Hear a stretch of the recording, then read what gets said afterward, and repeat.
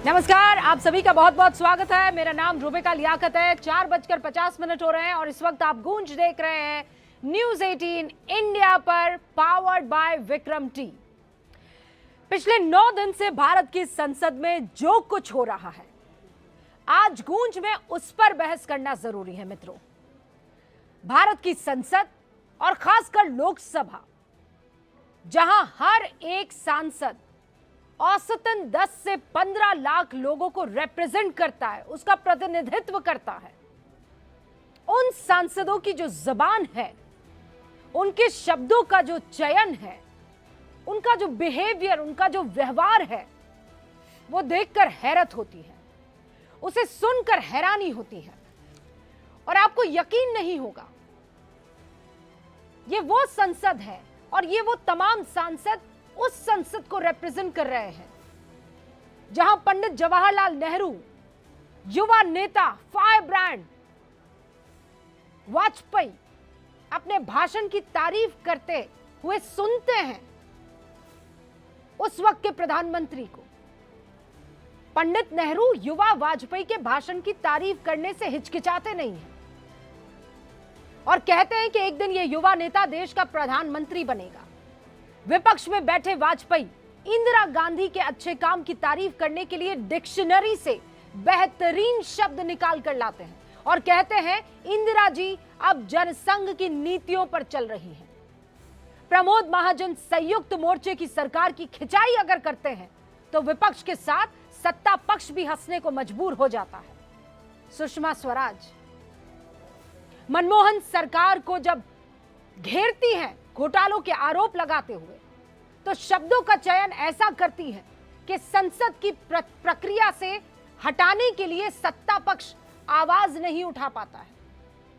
यह वो उदाहरण है जो भारत की संसद में बहस का बेंचमार्क रहे हैं। यह वो इतिहास है जिसे आपको बताते हुए चेहरे पर मेरे भी मुस्कान आ जाती है।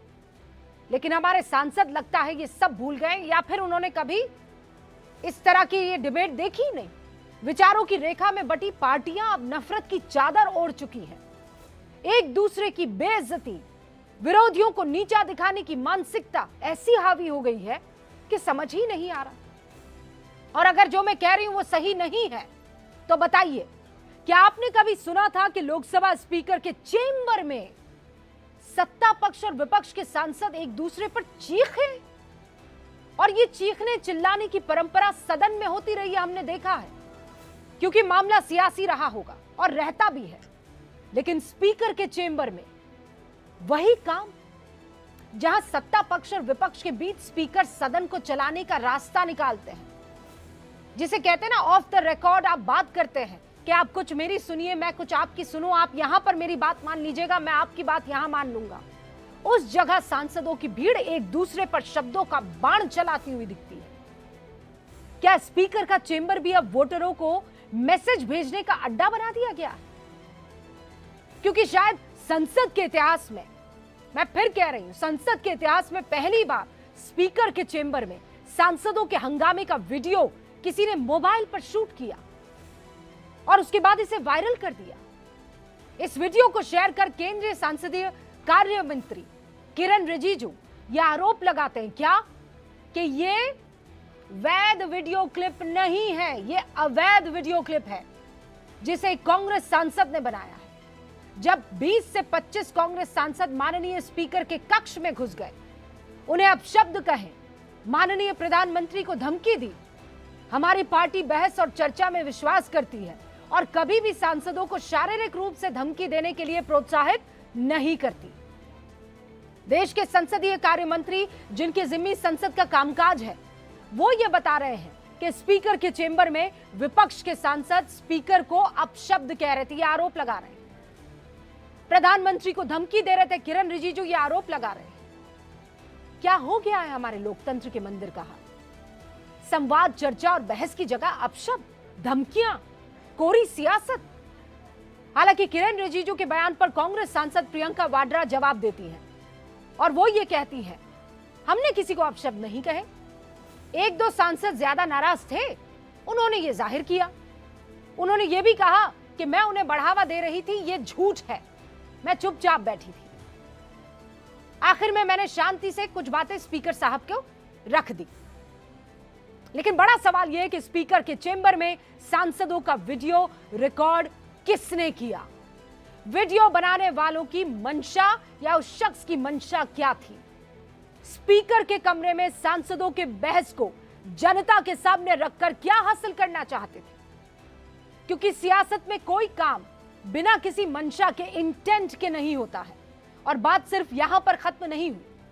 लोकसभा में 4 फरवरी को प्रधानमंत्री के तय भाषण से पहले उनकी कुर्सी को जिस तरह से घेरा गया, वो तस्वीरें भी आपके सामने हैं। और यकीन मानिए, ये वो तस्वीरें हैं जो हम आपको दिखा और सुना सकते हैं। संसद में और संसद के बाहर ऐसी भी तस्वीरें और बयानों की बाढ़ आई हुई है जो आपको दिखाई और सुनाई नहीं जा सकती है, क्योंकि शब्दों का चयन ऐसा है जो आप अपने बच्चों के सामने बोलते वक्त हिचकिचाएंगे। हालात यहां तक पहुंच गए कि नेता प्रतिपक्ष राहुल गांधी पर उनके भाषण में शब्दों और फैक्ट्स की वजह से सांसदी गंवाने का खतरा मंडराने लगा है, क्योंकि बीजेपी सांसद निशिकांत दुबे ने लोकसभा स्पीकर को एक लेटर लिखा है और उस लेटर में राहुल गांधी पर अनैतिक व्यवहार और देश को अस्थिर करने का आरोप लगाते हुए राहुल गांधी के कामों की जांच के लिए एक पार्लियामेंट्री कमेटी और उनका एमपी स्टेटस खत्म करने की मांग कर रहे हैं। अब इस पत्र पर स्पीकर क्या फैसला लेते हैं, ये स्पीकर तय करेंगे। लेकिन इससे पहले देश की संसद को यह तय करना होगा कि सियासत की भाषा क्या होनी चाहिए, क्योंकि राजनीतिक लड़ाई में इस देश में कभी सत्ता पक्ष और विपक्ष के बीच ऐसी अमर्यादित तकरार नहीं देखी गई है। इसीलिए आज गूंज में बड़े सवाल रख रही हूं। क्या मौजूदा सियासी लड़ाई लोकतंत्र की लक्ष्मण रेखा को भूल गई है? क्या सांसदों को सदन के अंदर और बाहर मर्यादा का पालन नहीं करना चाहिए? और क्या राहुल गांधी भाषण देते वक्त संसद के नियमों को भूल जाते हैं? मैं शुरू कर रही हूं गूंज।